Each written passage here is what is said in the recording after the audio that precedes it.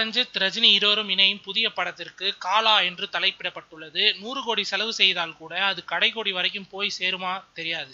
ஆனா தலைப்பை அறிவித்த அரை மணி நேரத்திற்குள் நாடெங்கிலும் எட்டிவிட்டது இத்தலைப்பு. பொருத்தமாக ரஜினியின் சூப்பர் ஸ்டைல் புகைப்பட டிசைனுடன் அன்று மாலையே வெளியிடப்பட்ட போஸ்டர்கள் உலகம் முழுக்க இருக்கிற ரஜினி ரசிகர்களை ஆஹா ஓஹோ என்று குஷிப்படுத்தியது. இந்த சந்தோஷ சாரலுக்கு தடுப்பணை கட்டிவிட்டார் ஒரு தயாரிப்பாளர். பல வருஷமாகவே தமிழ் சினிமா இயக்குநர்களையும் தயாரிப்பாளர்களையும் பாடாய்படுத்தி வரும் தலைப்பு குழப்பம் காலா படத்திற்கும் ஏற்பட்டுள்ளது. சினிமாவில் தலைப்புகளை பதிவு செய்ய 3 அமைப்புகள் உள்ளன. அதில் ஒன்றுதான் கில்டு என்ற அமைப்பு. மிக மிக சொற்ப தொகையில் இங்கு தலைப்பையும் பதிவு செய்து கொள்ளும் வசதி இருப்பதால் பெருமாள் கோவிலில் சுண்டல் வாங்குவது போல கூட்டம் கூட்டமாக சேர்ந்திருக்கிறார்கள் கில்டு உறுப்பினர்கள். அப்படி ஒரு தயாரிப்பாளர் தான் இந்த காலா தலைப்பையும் அங்கு பதிவு செய்து வைத்திருக்கிறார். இந்த விஷயத்தை தெளிவாக அறிந்து கொள்ளாமல் காலா தலைப்புக்கு கிரீன் சிக்னல் கொடுத்து விட்டது விஷால் தலைமையிலான தயாரிப்பாளர் சங்கம். அவ்வளவுதான். கில்டு அமைப்பின் கதவை தட்டி, ஐயா அநியாயம் நடந்து போச்சு, என் தலைப்பை ரஜினி சுட்டுட்டாரு, நீதி வேணும், நிம்மதி வேணும், நியாயம் வேணும் என்று கூக்குரல் போடுகிறாராம் தலைப்புக்கு அதிகாரப்பூர்வமான சொந்தக்காரர். நியாயமா இவருக்கு என்ன வேணும், எப்படி வேணும் என்கிற பஞ்சாயத்து அடுத்து ஆரம்பிக்கும். ஒத்து வருவாரா, விட்டு தருவாரா,